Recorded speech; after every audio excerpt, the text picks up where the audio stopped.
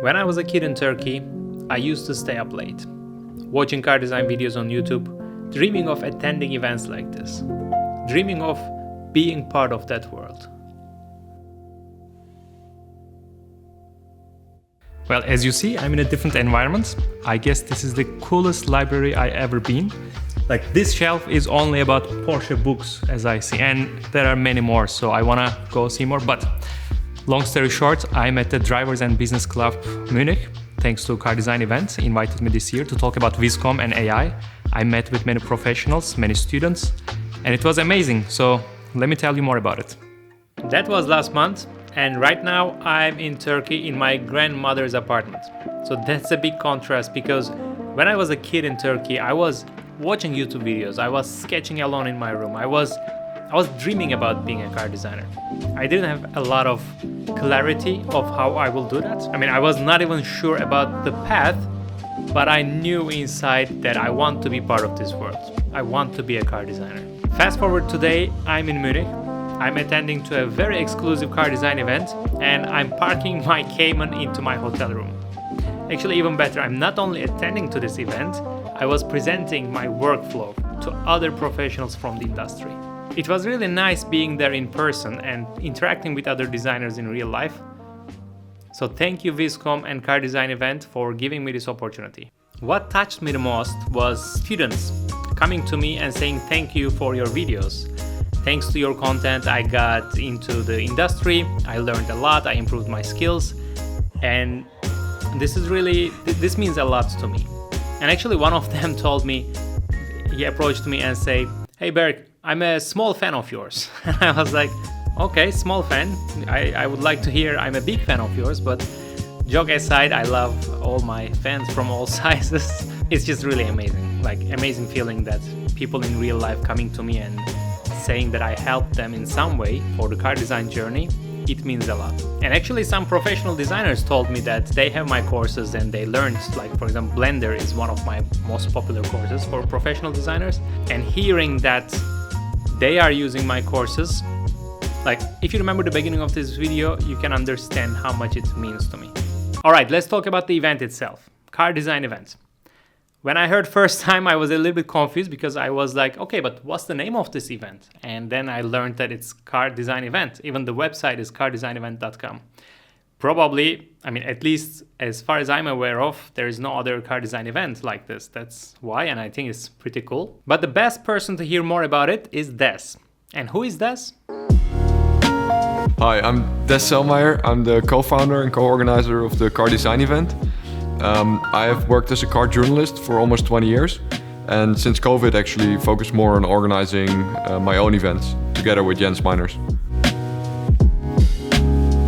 Both me and Jens love the motor shows. We went to so many of them. Jens has been a car journalist for nearly 30 years, I've been a car journalist for almost 20 years, and we loved connecting with people, meeting, networking, but already before COVID you could see that the motor shows were losing significance.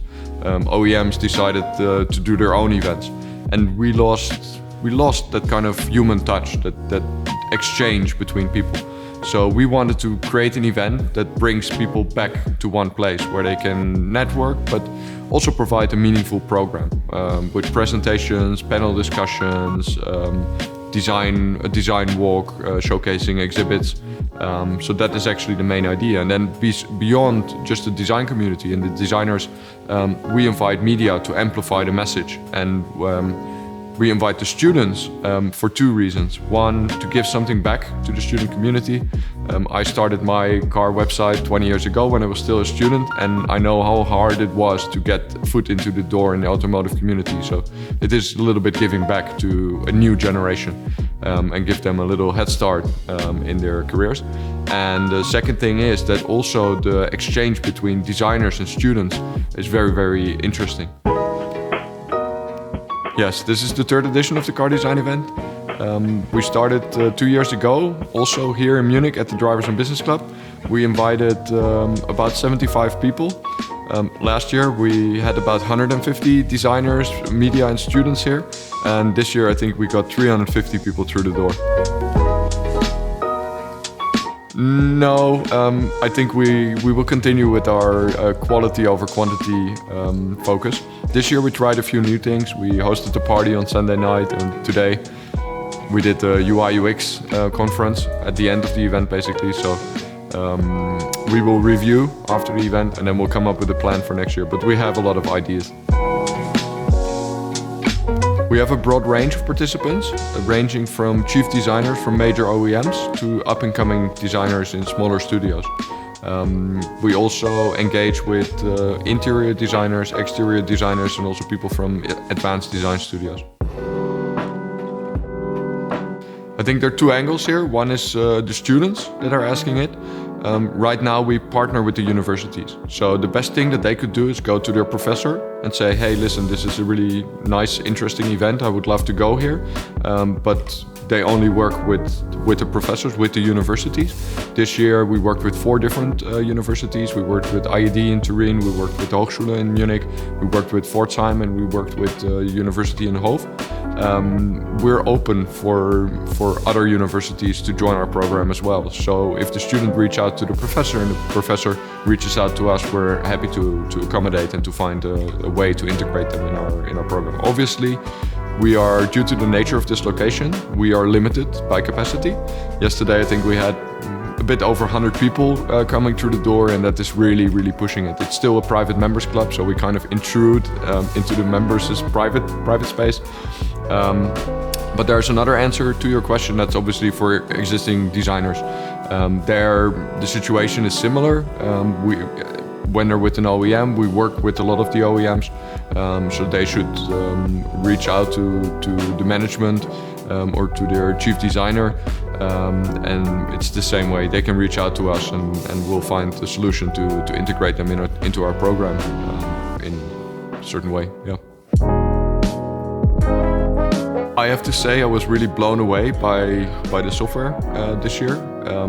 What Viscom has created was unimaginable 5 years ago. I think nobody in the room yesterday, today, and the day before yesterday could have imagined that a tool like this would be available now in 2025.